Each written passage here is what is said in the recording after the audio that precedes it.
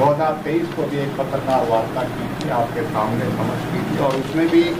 इस बात को उठाया था कि किस तरीके से जो 31 जुलाई को हिंसा हुई, जो टकराव हुई थी, उसकी हमने उसमें भी मजम्मत करी थी और आज भी हम उसकी मजम्मत करते हैं। वो दर्दनाक, दुखद और दुर्भाग्यपूर्ण घटना थी। उसमें सभी समुदाय, चाहे कोई हो, उसमें सभी को नुकसान हुआ था। एक भाईचारे को ठेस पहुंची थी और एक बहुत बड़ा नुकसान हुआ। और उसके बाद जो घटनाक्रम हुए तो उसकी पूरी विस्तृत जानकारी दी गई।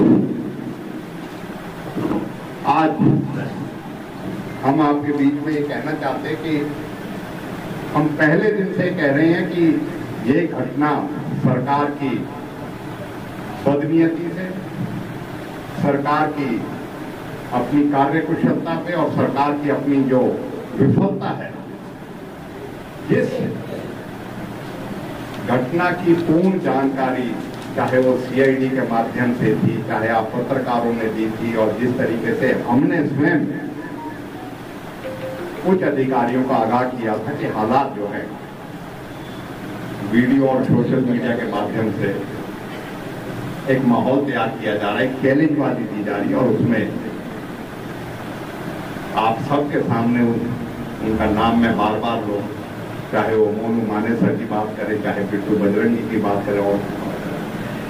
ये वजूहात बन रहे हैं और ये जो है हालात जो है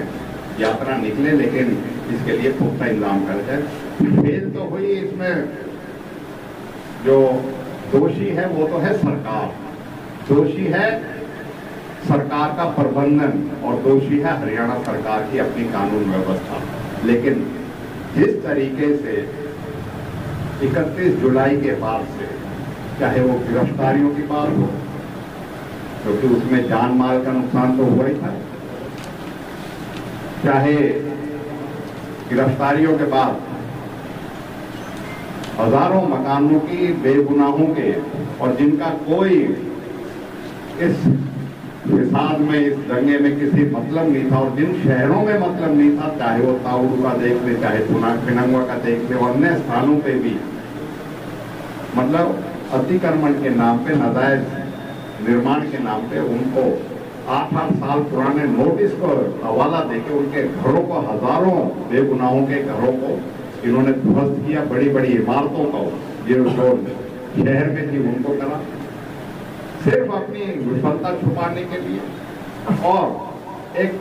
अपना राजनीतिक एजेंडा पूरा करने के लिए, क्योंकि जिम्मेवारी उसमें लेनी थी। हम पहले दिन से कांग्रेस पार्टी, हमारे नेता, और उसी दौरान विधानसभा सत्र हुआ, हमने मांग करी कि जो है कॉलिंग को जो है अर्जेंटमेंट मोशन दिया गया था, ध्यानाकर्षण प्रस्ताव दिया गया, क्योंकि विधानसभा के पटल पे करें, उससे सरकार भागती है, कहती है ये मामला विचाराधीन अदालत में है, पंजाब एंड हरियाणा हाईकोर्ट में विचाराधीन अदालत में था। जो एक सुयो मोटो, जो अवैध निर्माण के नाम पे जो इन्होंने डिमोलिशन करी गई थी, उस पर सुयो मोटो हाईकोर्ट ने संज्ञान लिया था, आज भी उसका है। अगर ये सुयो मोटो डिमोलिशन का हाईकोर्ट संज्ञान ना लेती, मैं समझता हूँ कि ये तो इनके इरादे तो और भी थे कि इस हिंसा के बाद नाजायज गिरफ्तारी करके और डिमोलिशन के माध्यम से ये एक मैसेज देना चाहते थे, राजनीतिक अपने हितों को पूर्ति करना चाहते थे कि हमने एक ऐसा इलाज किया है उसके वक्त, लेकिन वो हाई कोर्ट के डायरेक्शन के बाद होगी। हम पहले दिन से विधानसभा में ये चर्चा से भागे, हम पहले दिन से कह रहे हैं सरकार की अपनी विफलता है, उसके लिए जब भी उसमें न्याय मिल सकता है, हरियाणा की जनता को, हमारे इलाके को जब भी मिल सकता है, और असलियत जब भी पता लगी जब हाई कोर्ट के सिटिंग जज से इस सारे प्रकरण की जांच कराई जाए और उसमें दूध का दूध पानी होगा। और हम फिर से यह बात कहते हैं कि हमारे साथी विधायक को झूठे षड्यंत्र में फंसा के और एक नहीं 4 मुकदमों में ना उनका एफआईआर में नाम है, ना किसी कोई सबूत है उनके, ना कोई उनके खिलाफ कोई तथ्य है, सिर्फ दूसरे के डिस्क्लोजर पे उसमें उनको आरोपी बना दिया गया। जब हम न्यायालय गए तो न्यायालय में कि भाई हम गए तो उसमें बताया गया कि आरोपी हैं। 4 दिन का रिमांड लिया गया। हम समझते हैं कि कोई तरीके का सबूत जो है उसमें साक्ष्य जो है नहीं आए हैं और हमारी बात जो है उसमें सत्य है। इसी वजह से हम कहते हैं कि झूठे फरेब में, षड्यंत्र में फंसा के अपनी विफलता को उसको छुपाने के लिए और अपने राजनीतिक उद्देश्य को पूर्ति करने के लिए राजनीतिक लोगों को इसमें फंसाने का काम किया, और वो भी एक विधायक को जिसको जो है हम उसकी पहले भी आज भी निंदा करते हैं और हम पूर्ण तरीके से इस बात की मांग करते हैं कि आज भी इन सभी साक्ष्यों को जब भी पूरी तरीके से जो दोष है जिसको भी इसमें जो आरोपी हैं उनका जब भी चिन्हित होंगे, जब हाई कोर्ट के सिटिंग जज से उसकी जांच होगी। साथियों, वो मोनू मानेसर के नाम पे है। उनकी गिरफ्तारी से पहले ही उनको कभी तो गृह मंत्री चिट देते हैं, क्लीन चिट देते हैं, कभी पुलिस के बड़े बड़े अधिकारी देते हैं किसी लेकिन जब वो पकड़े गए और राजस्थान में जब खुलासा आया तो आप पत्रकार माध्यम से मैं कहना चाहता हूँ, अब ऐसे ऐसे अपराधियों के साथ उसकी संलिप्तता और उसके साथ उनके नाम आ रहे हैं। आज फिर से क्या चिट देंगे, क्या क्लीन चिट देगी हरियाणा पुलिस देगी क्या, या हरियाणा के गृह मंत्री क्लीन चिट देंगे उनको? और उसका तुलना करना एक विधायक के साथ जो चुना हुआ नुमाइंदा है उसके साथ करने की जो है, मैं इसीलिए कहता हूं कि शुरू के दिन से इनकी नीयत खराब थी। हमारा इलाका चाहे वो 2014 जब से बीजेपी आई है, चाहे डिंगरहेडी कांड हो, चाहे बिरयानी के नाम पे जो है हांडियों को चेक करने की बात हो, चाहे आप देख लो एक डीएसपी की निर्मम हत्या हुई थी, उसमें एक डंपर वाला तो उसके बाद 3 दर्जन से अधिक गांव में तलाशी दी, अभियान चलाया गया, मिला उसमें 5000 लोगों के साथ साइबर क्राइम अगर है तो उसमें क्या तो साइबर क्राइम में इनकी रिकवरी हुई, किस तरीके ये एक साजिश के तहत इस इलाके को पूरे देश में बदनाम करने के लिए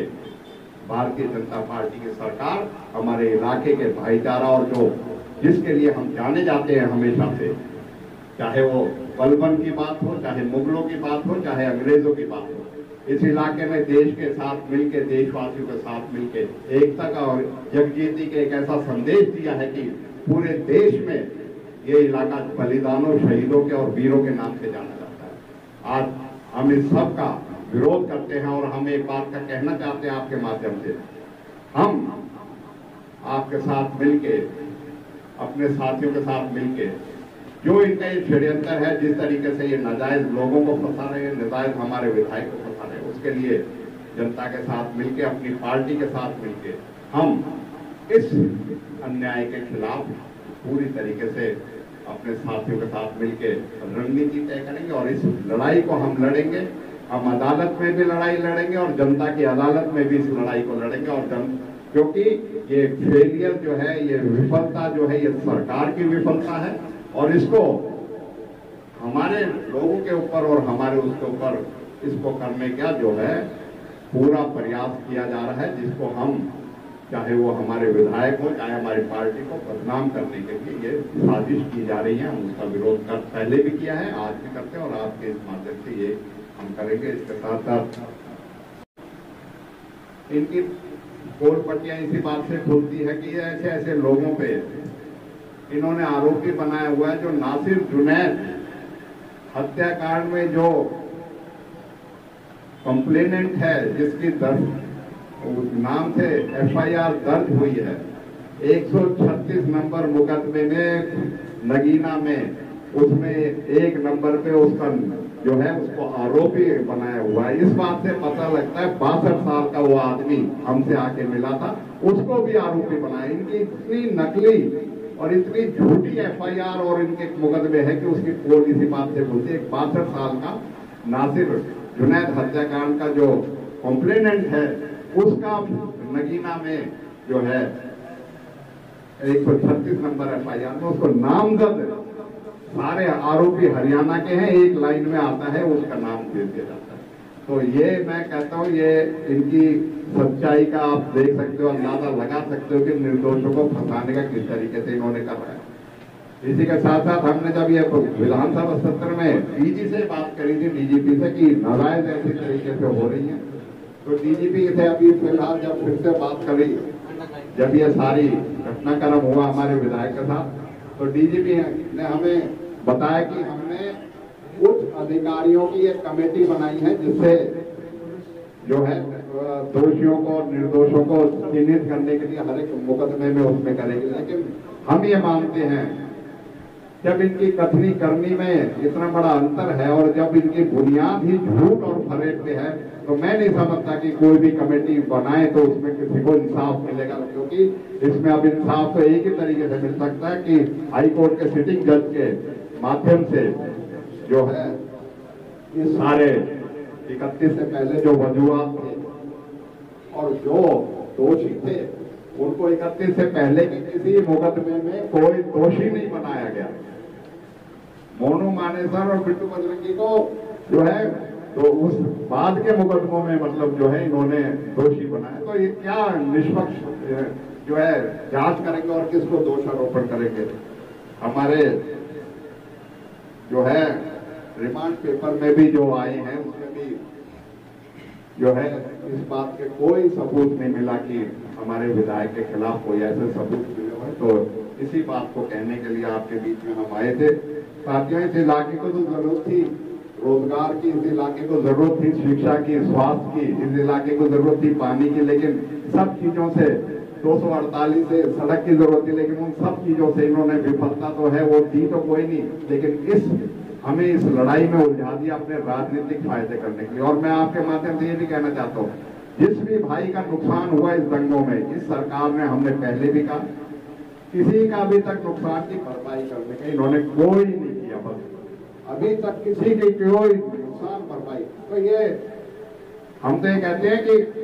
किसी भी पक्ष को कोई फायदा ना करके इन्होंने तो अपना, सरकार ने राजनीतिक एजेंडे को हिट करने का काम कर रही है। और इसी के विरोध में हम आज भी, पहले भी और आगे भी खड़े रहेंगे और हम अपनी जनता के साथ मिलकर लोगों की हितों की बात करते हुए पूरी तरीके से इस लड़ाई को सही अंजाम तक पहुंचाएंगे, जिससे कि लोगों को इंसाफ मिले और दोषियों को छोड़ा ना जाए और निर्दोषों को बिना बात बिना वजह उनको परेशान न किया जाए। ये हमारी थी और